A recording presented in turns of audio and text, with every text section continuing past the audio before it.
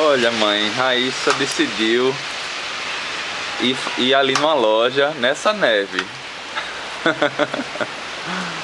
Quis ter a experiência de passear na neve, a primeira experiência.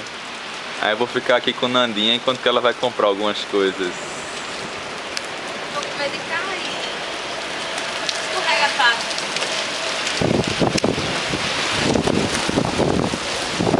Eita, agora começou a neve mais forte.